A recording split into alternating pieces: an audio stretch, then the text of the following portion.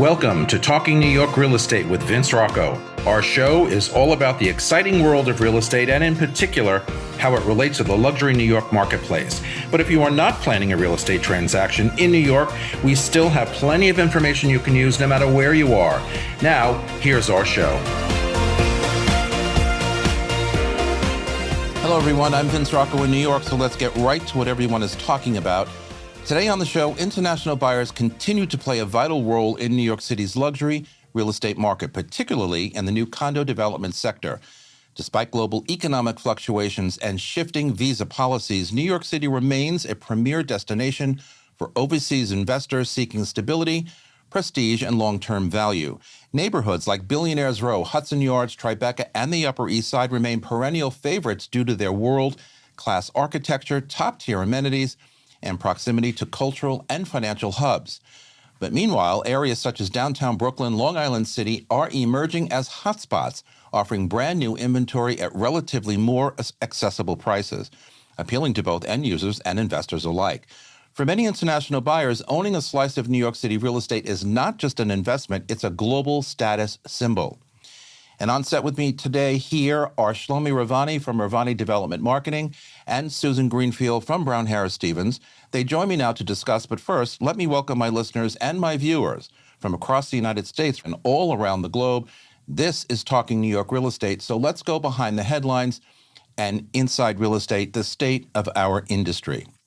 Hi, it's Stephen Bailey from Roadway Moving and Storage. Listening to Vince Rocco, you know the right partner makes all the difference. At Roadway, we deliver an experience your clients will love. For specialized services and white glove care, choose Roadway. Want to learn more? Email me at stephen@roadwaymoving.com or visit roadwaymoving.com.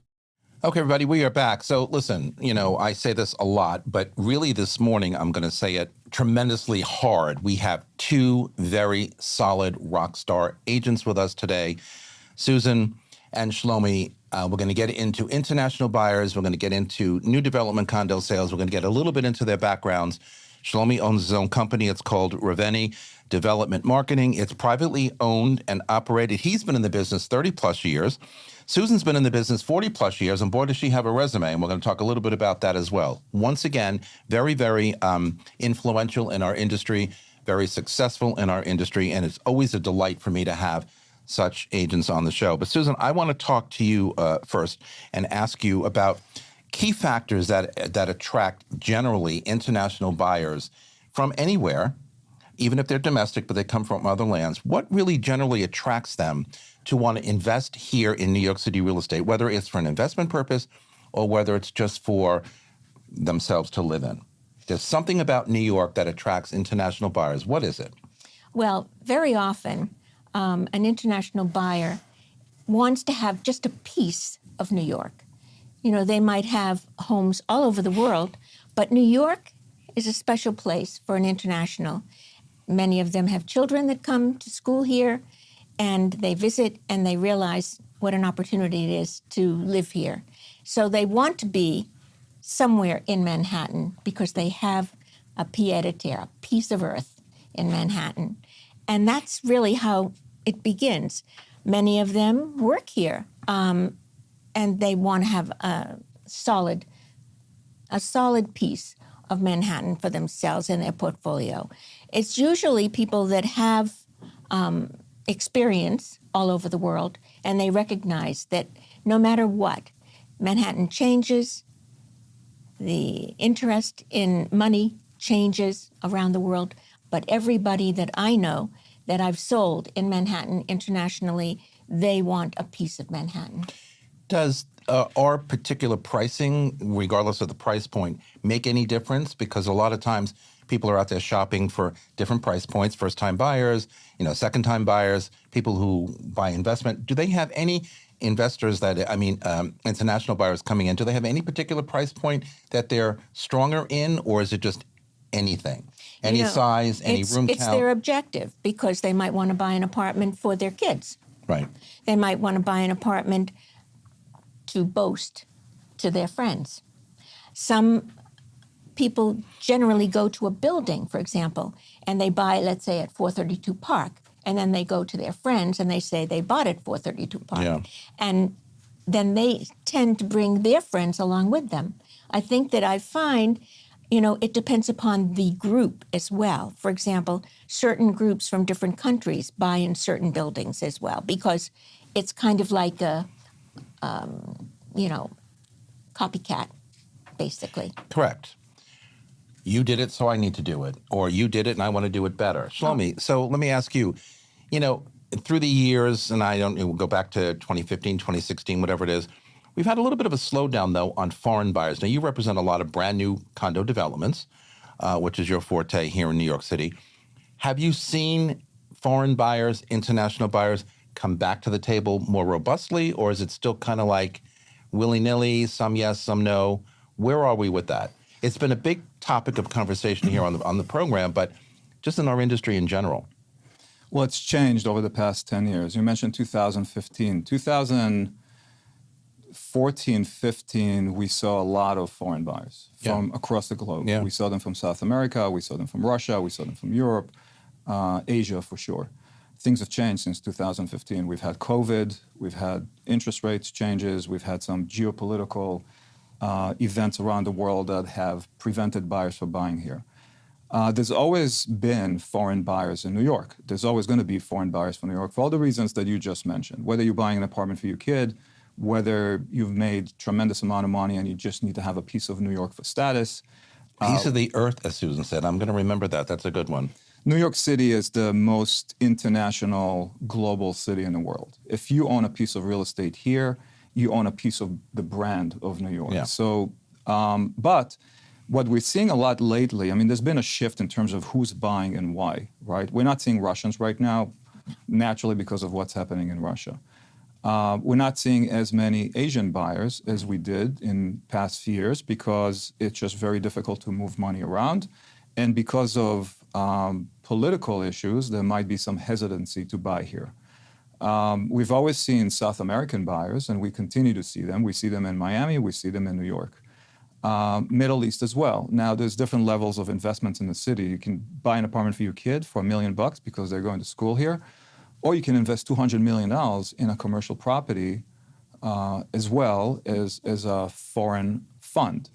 So the interest has always been here. It's just a matter of how much, at what frequency, at what prices. And you're correct to say that there are different price points, different objectives, and they're across the city, and they also obviously spill into Brooklyn and Long Island City as well. 80% of all transactions in the city on a regular basis are under $3 million. Within that sector of buyers, you see a lot of foreign buyers. But when you look at $4 million plus, all the way to 20, 30, $50 million, you do see a lot of local buyers today, but there's certainly a lot of foreign investments as well. Indeed. All right, so you mentioned a couple. So, and I agree with you, buyers from Russia, buyers from Asia have slowed down a bit for a whole host of reasons, as you mentioned. But where specifically, other than South America, might these buyers be coming from, right? Where are they coming from? Yeah. Because we can label anybody outside of the USA as an international buyer, Canada, Mexico. But where are we seeing more people these days under the current, landscape? Where are they coming from? Well, first of all, this past year, 2024, we did see a slowdown for a variety of reasons. But I know that I had, from my perspective, over the last years, I had a lot of Turkish buyers. I had buyers from Monaco. I had buyers from Israel, a number of buyers from Israel. Middle East, yeah. Saudi Arabia. I had buyers from Latin America. I did not have Canadians at all. I shouldn't say that. I had one Canadian. But honestly, I personally have never had a lot of Canadian buyers, although when you look at statistics that are reported from the National Association of Realtors, they say the Canadians are the top. You took the words out of my mouth. I just don't understand where that comes from, because in Manhattan, I don't see that. Well, here's the thing. I teach, and everybody on this program who listens or watches knows that I teach continuing ed in real estate, and we talk about it all the time. In my foreign buyer and seller class, we talk about just this. Canada happens to be up in the top two or three statistically. Right. But as you said, not here in New York City. But we have to remember something. As a country, The Canadians are buying all over the South. They like the warm weather because they come from cold weather. They're buying out in Arizona. They're buying out in the Midwest to Western regions, not necessarily here, which begs the question, and I've asked this question many times. No one can really give me an answer. So what's wrong with New York City investing? They don't buy here. May I just interject one thought? You know, we're looking at residential, but there's also commercial investment. Absolutely. And there are funds like the Teachers Fund in Canada. And this is where I think that statistic might come from, the investment from funds that are Canadians, because sometimes you don't have the differentiation between where that money is coming from. It's just Canadian. Right. I think you need to qualify what you mean by investing. Any kind of a purchase of real estate really, in the United States by anyone from Canada, London, Monaco, South America, Middle East, regardless of the reasoning, is also an investment, right? So, and investments can vary, whether it's commercial, residential, whether you're part of a fund and that invests in real estate and the money is actually, let's say, comes from Canada, or you're purchasing an apartment for your kid, right? Right. Canadians have bought a lot of real estate in New York. A lot of it was for personal purposes and usage, like pied-à-terres, like and a family apartment in New York when they come to visit. But there's been a lot of purchases, a lot of investment, like you said, in Florida, in the Carolinas, in Arizona, et cetera, is second homes, vacation homes. Now, maybe we've seen less of it. I don't know the statistics about Canadian money coming in. But that level of investment is continued and is consistent from other parts of the world into the States. And I think it's going to continue, and I think it's actually going to grow. When you look at the world today, geopolitically, if you're a person of means or you are a capital entity and you're looking to diversify your portfolio, where do you put capital? Right. Do you invest it in Europe today? Do you invest it in Russia, in Asia, in South America, in the Middle East? Or do you invest it in the United States? The United States, for all its faults, right, is probably the best capital preservation in the world. And where would you put your money if you decide to put it in the US other than real estate? You can buy stocks, you can buy bonds all day long. But buying real estate, traditionally, for many people, has been the safest investment. Let's talk a little bit about the international buyers or their impact on pricing, regardless of where they come from. And we've run the gamut as to where they can come from, where they have come from. How do they impact pricing or competition in the luxury, let's say the luxury condo development market? Do they impact pricing at all or not? I think it depends on the submarket. In other words, you can't just look at New York as one market. It is one market, but there are a lot of different submarkets within Manhattan. Correct. When you look at, let's just talk about Manhattan for a second. So Tribeca is very different from the Upper East Side. Upper East Side is very different from Midtown West. Midtown West is very different from the West Village, right? So within any given submarket, there's a level of inventory stock, there's a pipeline for new developments, and there's an inventory for resales. And sometimes supply is not as strong as other parts of the city. So if there is, and foreign buyers we find, regardless of what they come from, they love lifestyle. They love buildings with amenities. They love buildings with views. That's why you see Hudson Yards as a magnet for people from overseas where they purchase. Or Tribeca, a full service building, high floors, nice views, beautiful amenities, lifestyle, branded lifestyles. They get attracted to it. So when they purchase there and there's a trend to purchase and the supply diminishes quickly, then it raises prices.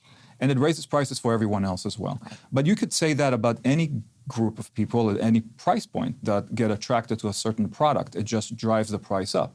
And there's, many such examples of new development projects that became very hot for whatever reason. And because of very strong demand and very low supply within that building, prices are either holding steady or going up. Susan, how has the strength of the U.S. dollar affected any kind of international investment here in New York City, or has it? Well, I anticipate that we're going to have a lot more activity now because the dollar is 120 as opposed to the current, euro. And that hasn't been the case for a long time. So it's going to be far more attractive for foreign buyers to come into this market. And I'm gearing up for that because I believe that that's really the future of this coming year. Well, I totally agree. Shlomi, how are developers looking at the whole foreign investment, again, foreign buyer, foreign investment, however you want to call them? How do they look at this group of folk coming into the country? Do they get stressed that there aren't enough of them? Are they okay with the fact that they're slowly starting to come back? What do they think about this? Sure. So again, since what I do is new developments, and you mentioned developers, let me just qualify that as well. Because our developers, on one hand, have capital partners. Those capital partners may be foreign investors. Correct. So how do they attract foreign investors to invest in their deals in New York? And a good example of it is Related. The news just came out yesterday, I think, That's right. of a Saudi fund Oh, yeah. That's right. heavily investing in Related, Yeah. right? So Very interesting, by the way. 625 Madison. Correct. That's the Yeah, very, building. very and interesting. that's hundreds of millions of dollars, if not billions. And if you look at the statistics of foreign funds investing in commercial that become residential deals in the city, just in the past 12 to 18 months, it's very high, right?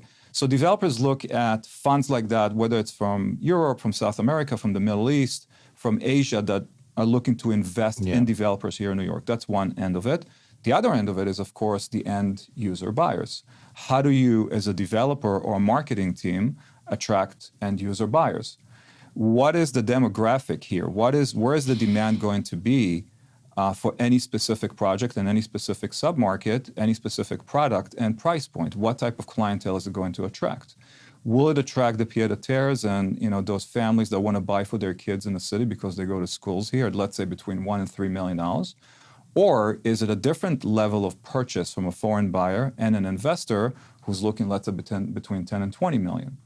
As a marketer and as a developer, you have to do that analysis and sort of understand who your buyer is. And once you figure that out and you focus on them, then how do you attract them?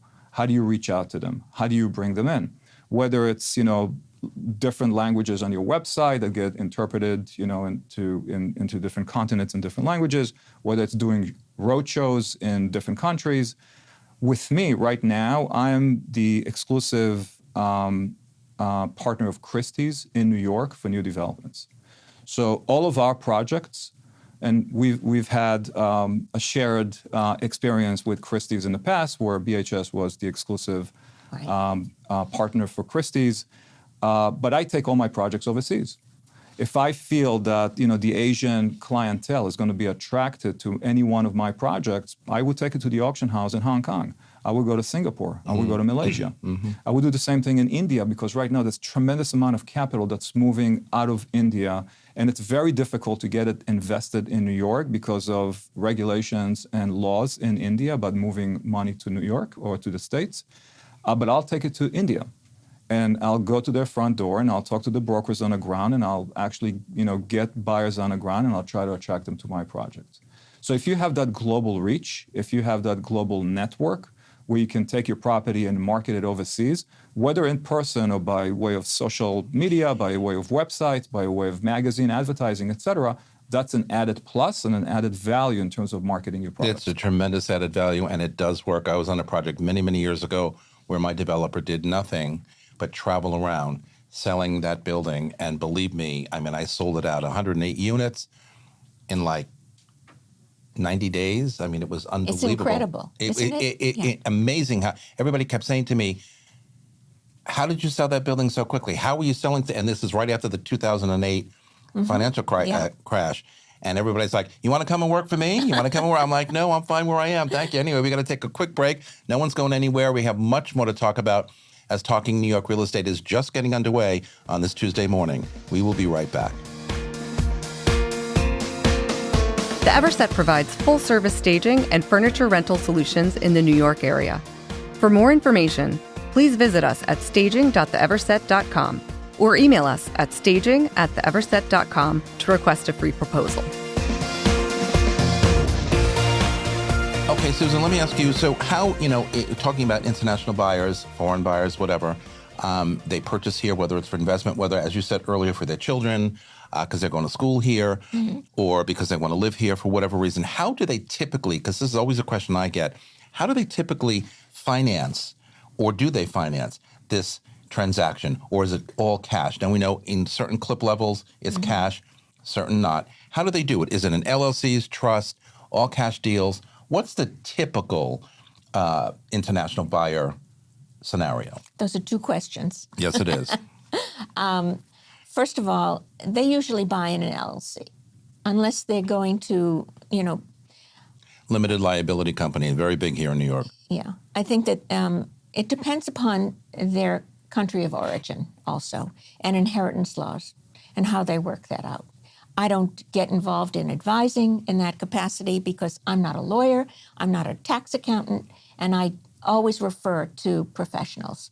Okay? Law of agency, man. You stick to what you know. I do. Perfect. I do. And it shows. I used to teach continuing ed I know you too. did. I know you did. At NYU. Anyway, that being said, most of my transactions have been cash. It's very difficult for a foreigner to obtain financing. If they're going to live here permanently, sometimes it's easier. But in most cases, and from my perspective, in all of my cases, they're cash. Remember, the profile of a foreign buyer, especially, for example, Europeans, the greatest wealth in all of these families is in real estate. So this is the commodity that they're most comfortable with. And buying something here is just a part of their family portfolio. And it goes into the family trust. And it'll go generationally. They won't usually sell it. They'll keep it, pass it on, but they buy more. They buy maybe something small to begin with, and then they continue and they buy more. They have family members that, different groups, for example, Indians do buy a lot more. Absolutely. They'll buy one, they'll buy another. So different groups buy for different purposes. They want to make sure that there's a place. Someone told me once, this is my second airport. In other words, it's a safer place. If they have to leave, they can leave in a hurry. I remember in the 80s. That's very true. I've heard that too. Yeah, my second airport. In the 80s, when I was with Merrill, I would get calls from the West Coast because a lot of the Iranians resettled in California and they bought a lot of real estate. And there, of course, you had the escrow situation. And so at the escrow table, a third party would come to want to collect their fees. And our agents were In California, they crazy. call escrow really at the closing. Yes, But it's basically the exactly. same thing, yeah. So, of course, different cultures provide different nuance, and you have to be aware of that as well. But they're big investors in real estate, and different groups have different characteristics, and you have to recognize that and be sensitive to it. So, in all aspects of a transaction with a foreign client, I always have my experts around me that I can refer to. It's very important. Shlomi, in the new development arena where you play mostly, do you see more cash deals? And or at what particular price points do you see that? And are there any other legal ramifications that international buyers must adhere to that maybe domestic buyers don't have to? Sure. So I will say that I think without exception, at least if I think back the past 6 to 9 months, every foreign buyer deal that we've made was in cash. Exception of one. Happens to be from Canada. So in general, they come... There's that word again, Canada. They come very prepared, whether it's from Mexico, Asia, Europe, etc. They have their lawyers lined up. They normally work with an agent who has given them the information that they need in order to purchase. They understand the process of getting an LLC done. They buy under an LLC, and they have their cash ready. This is money that they have. I agree with you. They look at they look at their portfolio and they diversify. And buying in New York is important, and buying real estate in New York is important. These are normally global citizens, I will call them. Yeah. They're affluent. They vacation in different parts of the world. Living in New York, the lifestyle in New York is just their lifestyle. So they buy in cash. Now, I did have a transaction just very recently, Canadian citizen who who needed financing. We normally do not do mortgage contingency financing in our contracts. in new developments, it's normally a cash transaction. As far as the contract is concerned, you can borrow, but I made an exception in this deal. We liked the deal, and we gave them a mortgage contingency, and the bank did not approve them because they were from Canada. So their broker, who was a very good broker, had to go very quickly and find them another bank to finance them, and we are closing. But I will say, with the exception of this deal, my transactions in the past have been almost 100% for foreign buyers cash. Yeah, and as I talk about and continuing it all the time, in that particular foreign investment class, not every bank has programs for foreign international buyers. Right. And they don't want to have. So you've got to be sharp enough to understand, if you work with enough of them, to find that bank or recommend those banks that have programs specifically tailored to the international set. Susan, Which, by the way, is a niche, right? So that's Yeah, an opportunity absolutely. for non-traditional commercial banks to look at this landscape and say, whoa, you know what, there's a gap here. If I have a candidate with good finances and good credit and good et cetera, and I do my research, this is sort of a gap where I can provide a service that doesn't exist. Yeah. So it's a good opportunity for certain capital institutions. Yes. Absolutely. We can't talk about foreign international buyers without talking about the United Nations, okay? And Susan, you and I talked a little bit about this before the show started. Many, many diplomats, in fact, you are a United Nations diplomat, correct? Many people from foreign lands who need to live here, need to work here, need to buy something here or rent something here. Tell us a little bit about your interactions with folks from the United Nations, diplomats or not. What are they doing? Are they renting more? Are they buying more? And in particular, what neighborhoods? I would assume Midtown East, because it's within walking distance of the UN. Yeah. I deal primarily with rentals. Most of the missions, I work a lot with the Thai mission, the Austrian mission.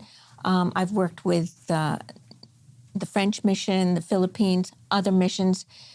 They come to me because they're usually 4 to 6 times a year, they're circling some of their staff from all over the world. And it's very difficult for them to find apartments to rent. Many buildings won't allow diplomatic immunity. And so it's complicated for them, and they get very frustrated. They also have a housing budget allowance, and they cannot go above that. And I generally accept this kind of client because I do a service more than anything else to help them find housing. And yes, you're right. Generally, it's around the United Nations, and so that they can walk to work. They have late hours. Sometimes they're at the mission very late or at the UN in meetings very late. And as far as purchases are concerned, those generally are handled by commercial companies. Residential brokerage is primarily rental. Some of the acquisitions that were made recently from different countries, they really went through the commercial route. And I don't get that kind of business. I would love that kind of business, but they've never come to me to identify something to buy, a building or et cetera, or develop, like the Turkish mission was developed, and they built a building next to 50 UN Plaza. So I have, over the years, I would say the last 25, 30 years, handled at least 6 or 8 of those a year. And I do it as to really help them more than anything else. As a because courtesy. it's a pain to find buildings suitable, to connect, to bring it within the budget, et cetera. It's very difficult. You mentioned diplomatic immunity a little while ago. Explain to our viewers and listeners what you mean by that and how that affects their housing choices or anything to do with housing. Well, it means what it says, that as a diplomat, you're immune to any kind of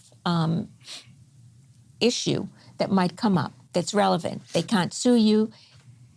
You could have one of your children damage a building, an elevator, for example, and they don't have any responsibility because they're immune. So the diplomatic clause prevents any kind of repercussion. And that makes it difficult to get someone into the building.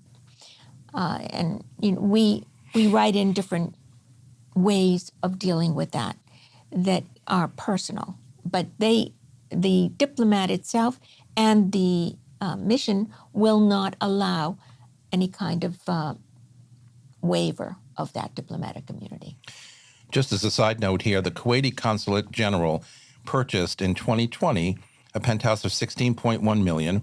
Ireland's UN ambassador acquired a 4-bedroom penthouse at 695 First Avenue for $8.5 million. The British government spent $15.8 million, and the United States has purchased a full-floor penthouse in 2019, a while ago, for $15.8 million to serve as a resident for its U.S. ambassador. So Susan is correct.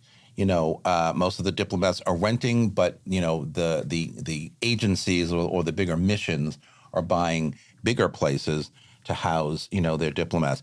Shlomi, talking now a little bit about new development in the hot spots I mentioned at the top of the show. Long Island City, one of them. Brooklyn is still on fire with new development, brand new development structures.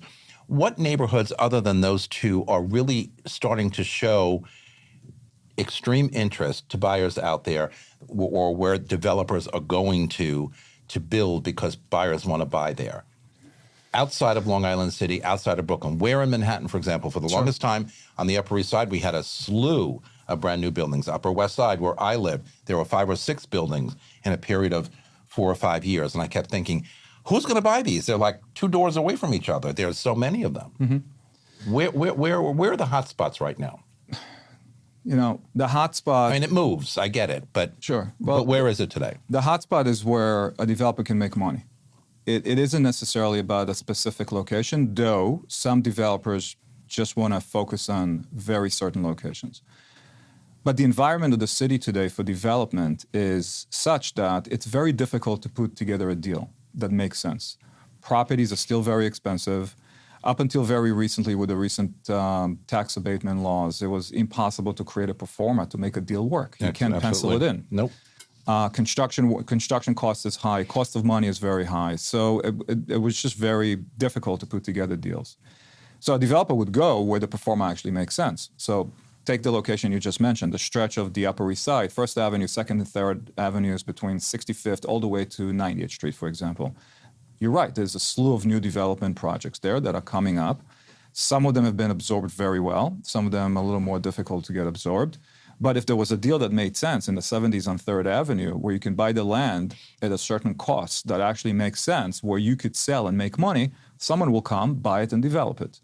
Now, where in the city do I see changes, and what's in terms of looking ahead, 2 years from now, 3 years from now, because that's how a developer looks at a deal, right? It's not from today to tomorrow, because it takes time to buy the site, takes time to build it, to design it and build it, and then to sell it and to actually make money on it. It could be a 2 to 4 year process, 5-year process. Between now and then, what's changing in the city? Is there a migration of wealth someplace, right? Are there new trends that are creating new hubs in certain areas in the city? And it's very difficult to kind of look at the city today and say, where's the next new thing? Because the city is developed everywhere, Yeah, I was going to say, when you say land, where do you buy land? You don't. There's no available land, right? So, like, you look at, back in the 80s and the 90s, we looked at Alphabet City. And Alphabet City is no longer, right? This is now the East Village, and it's fully developed. Mm-hmm. And it's not like it's a dangerous area to live in, or I wouldn't go there. No, everything is developed. People live there, etc. Hell's Kitchen. Very true. Nobody says Hell's Kitchen anymore, right? It's Clinton now, and it's fully developed. Hudson Yards, look at what happened to that whole stretch. Amazing. High Line, look at what happened to the High Line. Mm-hmm. Harlem, you can look at every location in the city and say, it's fully developed. So where do I buy? Where's the next? Right. I'll tell you where I'm seeing changes, because not like you, you started in 1972. I tip my hat to you. That's like an unbelievable legacy in this industry, right? I started in 1986. It's going to be 40 years soon. So I've been selling and renting in this city for 40 years. Mm-hmm. And everywhere. See, I am young. Just saying. And I've seen the changes, and I've seen the movement. And what I find striking right now is the financial district, FIDI. Again. Which used to be for Wall Street bros, I worked there. right? You saw nobody after 4 o'clock in the afternoon. These guys in suits that went to work there, and 5 o'clock in the evening, the place was dead. Empty. Completely Right? dead. Empty. No Empty. restaurants, no bars, no cafes, no schools, Nothing. nothing residential. No. Look at it today. A lot of it is COVID. Thriving. And a lot of it is value, right? When you look at the retail, when you look at the new restaurants that have opened up, it's unbelievable. Yeah. And what we're seeing, we have 2 projects in the financial district today. And I have one project on Broad Street, which is selling 1 and 2 bedroom apartments. It's a conversion of an older office. Beautiful project, selling it around $1,200 to $1,300 a foot. We're selling all day long because that price point. 12 or 1,300. That's amazing. That's right. Big units, high ceilings, big kitchens, big closets. A lot of renters in the neighborhood now are buying, first-time renters, Yeah, first-time I would think so. owners. $1,200 to $1,300. How could you go wrong? It's cheaper than Brooklyn, Long Island City. Oh, So that's selling by well. far. Yeah. But then I'm representing another project, and I've seen a trend in the past few months that's incredible, not just in my project. People that had moved to FIDI or Battery Park City or South Tribeca, right, that intersection, 10, 15 years ago. And because they worked on Wall Street, they got studios or 1 bedrooms or small 2 bedrooms because that was the inventory stock in FIDI. Now they hooked up, they got partners, they got kids, their families, and they want to stay because the neighborhood changed tremendously. The lifestyle in the financial district right now is unreal in terms of parks and access to waterways and restaurants and bars and cafes. So what you have is demand for larger apartments, 3 and 4 bedroom apartments. Now, traditionally, no one built and designed 3 and 4 bedroom apartments in FIDI. In that area, yeah. Mostly smaller apartments because the demand was from single people. Now that there's demand for larger apartments, there's lack of product. So if you're looking for a 3-bedroom apartment today and you go on Street Easy in the financial district, as a family, because you want to send your kids there And to one school, of the best schools, elementary schools in New York City is in that district. PS 236. 150, which is in our building, was just voted the best elementary in the country. Yeah. On Greenwich Street, Yeah, right? yeah. So that's driving a lot of families to the neighborhood Absolutely. with kids, but there's no inventory of larger apartments, and that's where the niche is right now, and the opportunity for a clientele that's looking for a certain product that doesn't exist. So as a developer, if you're looking at the market today, instead of designing rentals, you might want to do condos. Instead of doing 1 and 2 bedroom condos where there's a lot of inventory, you might want to do larger because the upside is huge and the opportunity to actually increase real estate value is higher. Real quick, we had 4 bedrooms in this building, 77 Greenwich. We put them all on the market. In 2 weeks, we sold them all at price points of $4.3 to $5 million, which is not your average price point in a financial district. So if that's an indication for a neighborhood or a trend or sort of a niche, I would say that's one of those opportunities in the city right now. Where in your book of business are people asking you to take them for new developments, or are they? Downtown. Downtown. Yeah. Just downtown in general, Well- lower than 14th Street, 23rd, or FIDI? It depends. Because it's always downtown, even in my business. It's always, I want to be downtown. I think that it's age-driven also, Yeah. because I also have a great many people that work uptown, that want to be uptown. Now that the children are going to school and the families are growing, I also have uptown. But young people, downtown. Yeah. I'm finding, a great many people want to be downtown, and in all categories. Yeah. But it's age-driven. It really is. Also, Europeans have a tendency to want to be in Soho, Tribeca, Well, that. of course they do. Well, I mean, put it this way. If you're in your late 40s, early 50s, and you've done well, maybe you're in finance, maybe you're in high tech, who knows what, and let's say you have, kids. Where do you want to live in a city today that gives you a certain lifestyle in a product that's new, sexy, cool, new appliances, Yep. new design, etc.? Where are those opportunities? There's some on the Upper West Side, there's some on the Upper East Side where you mentioned, but downtown just offers a lifestyle and a certain culture that is really new and very appealing. That's why we're sitting at BHS's office. Terra Holdings is owned by the Zeckendorfs. The Zeckendorfs, who are brilliant, just put together a project at 80 Clarkson. Spectacular. Nobody really knows the data yet, but from what I understand, a very big portion of it is sold at crazy numbers. Yeah. Why? How do you explain that? Right? The Location. demand. Right. Well, but that location was not that location Yeah, that's right. 5-6 years ago. That's right. There was a certain vision there. Right. Google bought their headquarters Right. building for $2 Right billion next door. a block away. Absolutely. next But door. as you said before, as we've grown, as we've changed, as years have gone by, neighborhoods that you would never believe could gentrify or become hotspots have become. I agree with you. That place was not. All of a sudden, and by the time the Zeckendorf's finished with that, I guarantee you it's going to be on the map. You know, people are going to say, Oh, hey, yes. Oh, I yes. want to be there. And they're but also that's a developing phenomenon across the because- street. What's They're that? developing the recreational Yeah. areas. That was part of their Correct. transaction. Absolutely. But the level clientele that's going there and the type of money and capital that's being invested Well, there that's it, yeah. is not your 80% of the transactions in the city of No. $1 to $3 million. No. You're talking about properties at $6,000 per foot. Yeah, yeah, So what is that going to create in that area, right? Hudson Square, Soto South, Village, Absolutely. et cetera. That's phenomenal to me. That's incredible. And the vision that the Zeckendorfs had is just genius. They tend to have that kind of vision. Look what they did at 15 CPW. All right, we got to take a quick break. We're not going anywhere. Talking New York real estate. We'll be right back on the More Network. Don't go anywhere. This podcast is supported by the More Network, powered by Brown Harris Stevens. Real estate touches every aspect of our lives, from design and architecture to investing and the economy. Now there's a way to get all your real estate information in one place, the More Network. With more than 20 podcast and webcast series, the Mastery of Real Estate Network is powered by Brown Harris Stevens, one of the country's most distinguished brokerages. Discover advice from notable entrepreneurs, compelling topics, and access to top global real estate experts. Subscribe to their YouTube and Apple podcast channels by visiting getmorenetwork.com. How do new development trends in New York City align with changing lifestyles? I mean, Shlomi mentioned a whole bunch of new neighborhoods. You say, most younger people want to live, downtown. But there's a trend, I think. I mean, I remember I was selling a development on the Upper East Side in a neighborhood where I thought, oh boy, it's right by the tunnel. It's going to be horrible. It's going to be whatever. And the developer kept saying, oh, no, we're going to sell to hospital people because there's a lot of hospital up there, doctors, nurses, interns, whatever. And I said, no, we're going to get people from downtown wanting to move uptown. He kept saying, why? I said, one reason, the Q line, the Second Avenue subway, now drops you off 1.5 blocks away from this building. And sure enough, I was right. Most of the people I sold in that building came from downtown. That's a unique experience. It's usually the reverse, okay? But there were also family-sized apartments, larger apartments at the time that people wanted to live in. Where are we trending, other than the young people downtown, moneyed people and newer neighborhoods? What do developers think about when they're mapping out a development, buying a parcel of land or throwing a building down to build?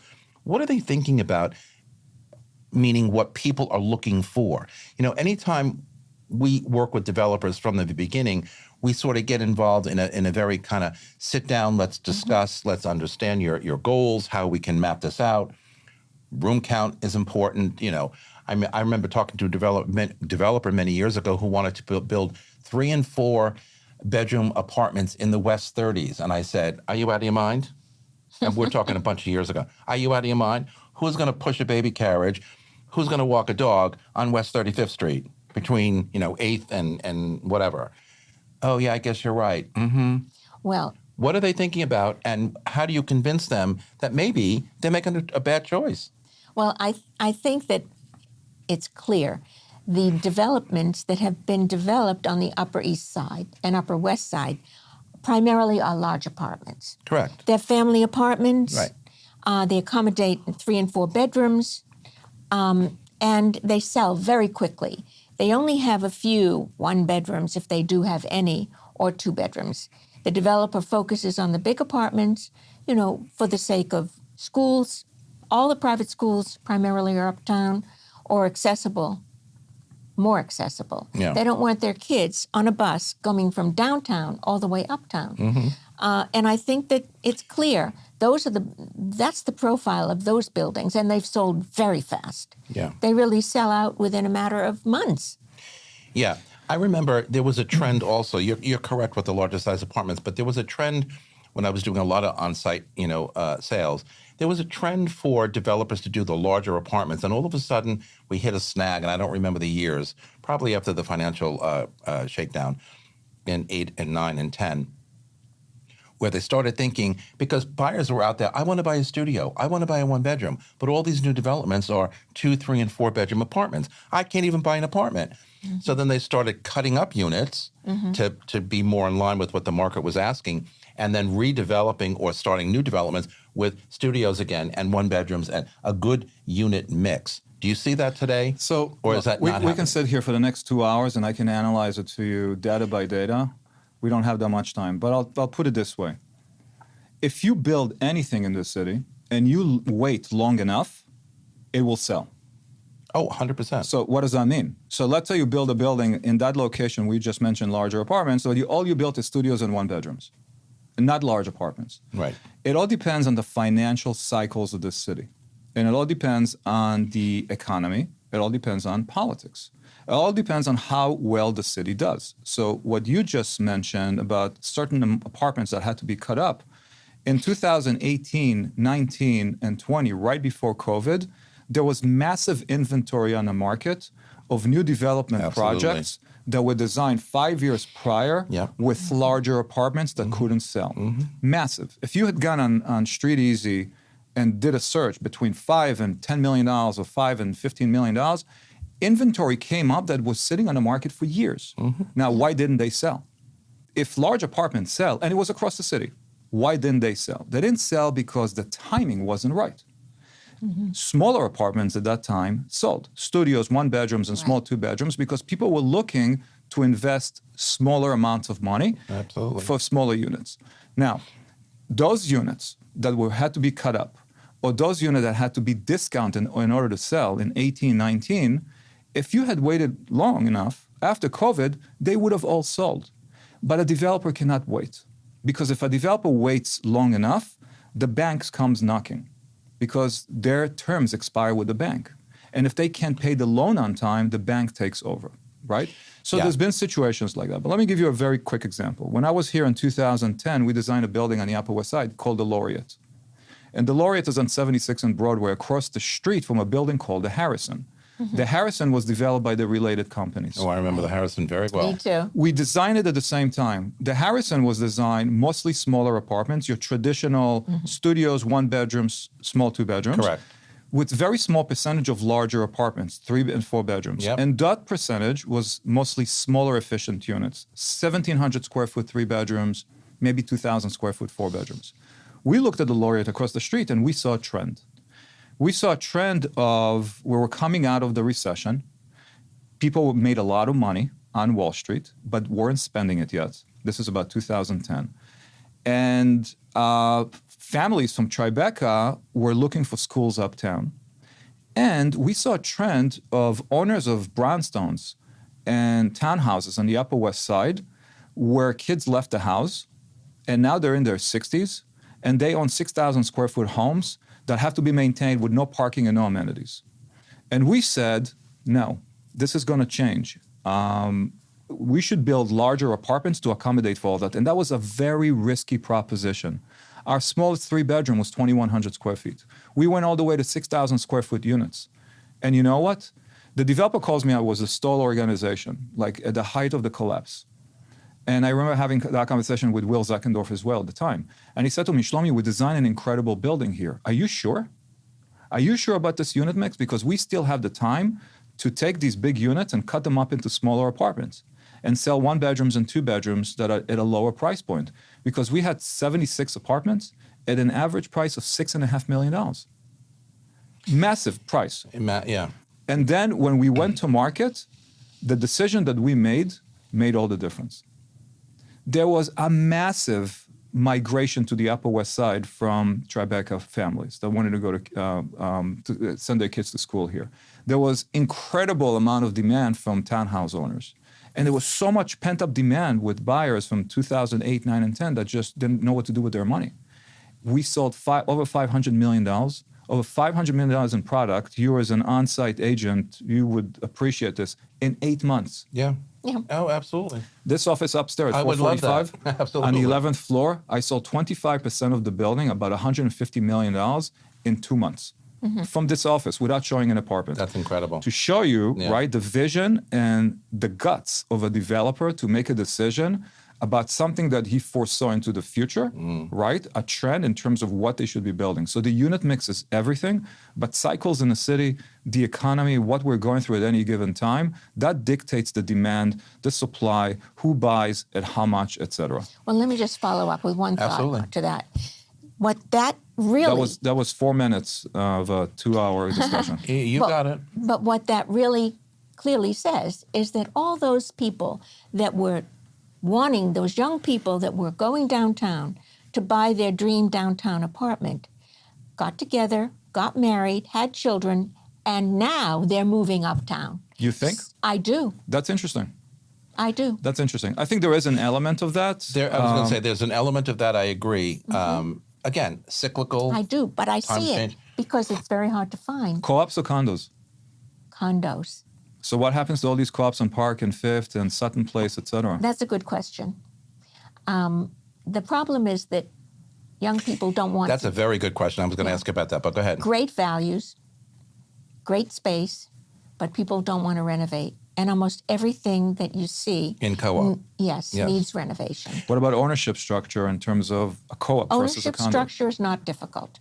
Most of these people can pass a board. No, It I'm has I'm nothing to do yeah. with that. Not sure, but At least not my just passing a clients, board. I Yeah, mean- they're financially able, but the So- scrutiny and the We're talking about international or domestic.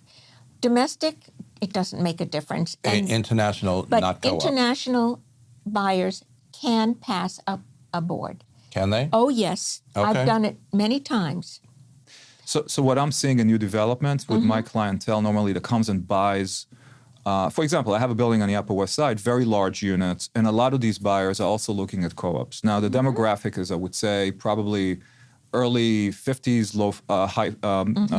late 40s, families with kids that can easily pass a board, easily, right, financially, but they specifically want to buy in a condo because they don't want to go through the approval process. They The don't. undressing, they as don't, I if they call don't it. have to, they don't want to. Not that they won't pass. They'll pass the interview. They'll pass the financials. No problem. They're very liquid, but they want to buy in a condo. They don't want the scrutiny. They don't want the guidelines of you can only rent for this much and this much, etc. We talked about this last week on the show, how co-ops are all of a sudden back in fashion in Right. this new market, meaning sluggish, interest rate issues, first-time buyers, whatever, sleeping still. Price per square foot value. Price per square foot value, because they look at the listings, they don't know really what they're looking at. They look at the pricing. Well, why is this one cheaper than this one? Yeah, maybe I get the fact that I have a lot more flexibility and freedom in a condo, but I got to look at the price. So you're both making great points. I'm curious to see where the co-op market continues to go throughout 2025, but it has shown an uptick in interest.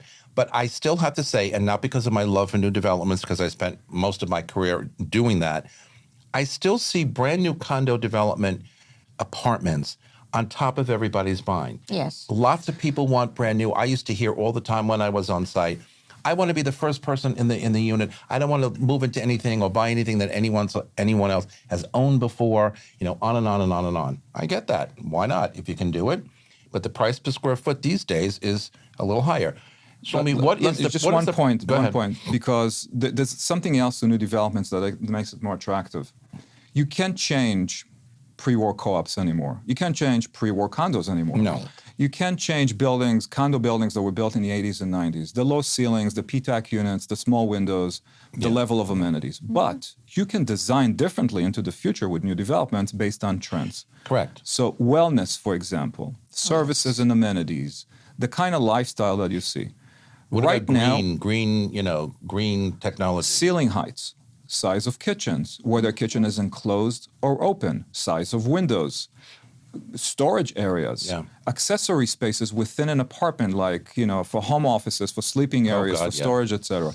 If you're able to design a product that's a very appealing product based on demand in the marketplace, Right. and offer it at a good price with services and amenities and lifestyle that gets extended beyond your doorstep, then that's value.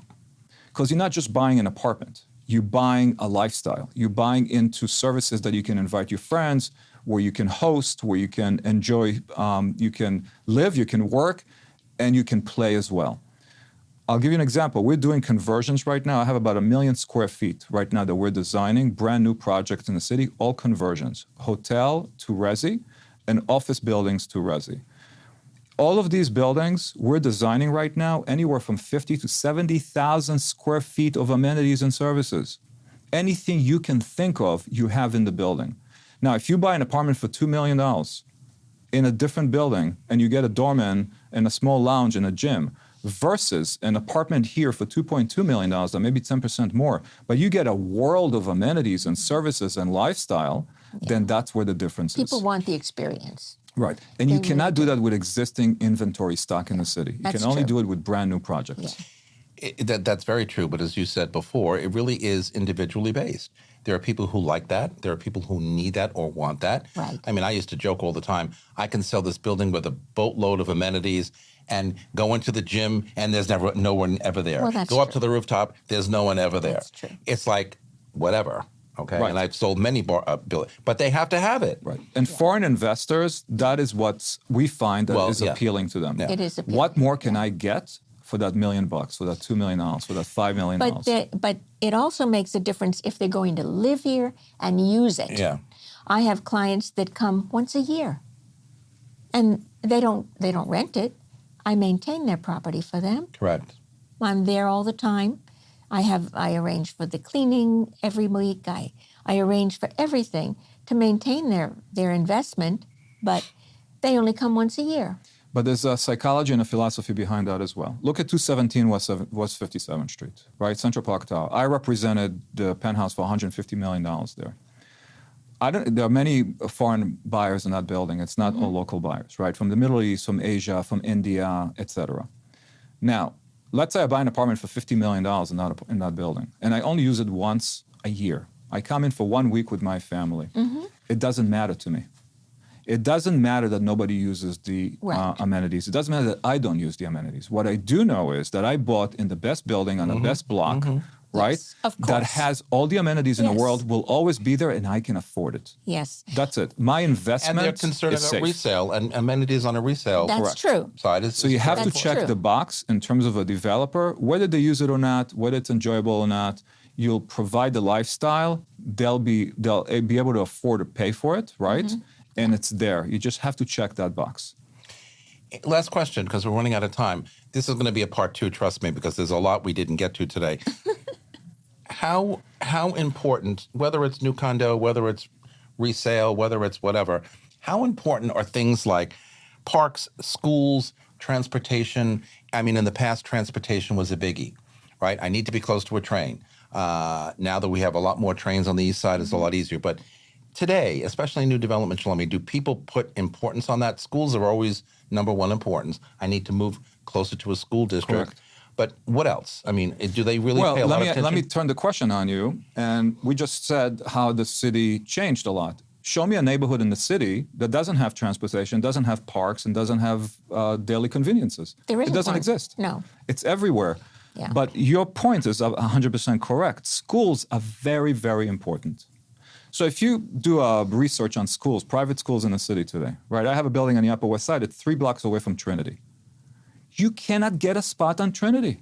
You can't get your kid in there. No. It doesn't matter how much money you have. No. But they can go across the park to an equally good school. But what does that mean about the demand for large apartments close to schools in the city, right? So if you want to be near, if you want your kid to go to a social school and they get accepted, They're not building any bigger schools or any more schools. correct. Trust So, me. but most likely you'll probably end up in a neighborhood that's within proximity to these schools. But otherwise, everything is accessible, and especially with Uber today, especially with these, all these apps that you can just order a car no matter absolutely. where you are. Absolutely. Transportation is not what it used to be, in terms of convenience. These conveniences exist. Right. And I think the city has done an amazing job in terms of public spaces and in terms of parks, in terms of there's much more that can be done in terms of the subway, in terms of safety in the city and cleanliness. But I think overall it's a very, very user-friendly city. And I think everybody feels that's coming in from like the West Coast and foreign buyers. They feel that quality in the city, that lifestyle in the city. And that puts a period on that because, as I said at the top of the show, this is a city that never sleeps. This is a city that everybody needs to be in, wants to be in, has to be in for a whole host of reasons: jobs, investment, foreign, domestic. It is New York City, and we're coming right back with my final thoughts. Don't go anywhere. Hi, it's Stephen Bailey from Roadway Moving and Storage. Listening to Vince Rocco, you know the right partner makes all the difference. At Roadway, we deliver an experience your clients will love. For specialized services and white glove care, choose Roadway. Want to learn more? Email me at stephen@roadwaymoving.com or visit roadwaymoving.com. Okay, everyone, we're back with my final thoughts for this week. Over the past decade, both new condo development and international buyer behavior in New York City has undergone significant transformation. In the early 2010s, the luxury condo boom focused heavily on the ultra-wealthy foreign investors, with soaring towers like 157 and 432 Park Avenue offering trophy properties marketed globally as safe haven assets. Developers prioritized opulence, skyline views, and brand name architects to attract cash-rich international buyers, especially from China, Russia, and the Middle East, as we talked about. However, over time, and particularly post-2016, international scrutiny on wealth, capital outflow restrictions, and shifting global politics began to curb unchecked demand. The COVID pandemic further accelerated change, prompting developers to rethink design and function, emphasizing health-conscious amenities, flexible layouts, and outdoor space. Today's international buyers are more selective, value-driven, and often younger or investment-focused. New developments now target a broader spectrum of global buyers with smaller unit mixes, improved price per square foot value, and a stronger emphasis on digital access, sustainability, and location convenience. The luxury market remains active, but is no longer fueled solely by global billionaires. It's evolving to serve a more diverse and strategic international clientele. And that's our broadcast for today. Thanks to my guest for being here on set with me. You can follow me on Facebook, on Threads, Instagram, LinkedIn, Blue Sky, Substack, or TikTok at Vince Rocco. And John Wooden said, if you don't have time to do it right, when will you have time to do it over? And from all of us here at Talking New York Real Estate and the More Network, to all of you all around the globe, thanks for spending a part of your day with us. I'm so grateful, and I will see you next time. Goodbye, everybody.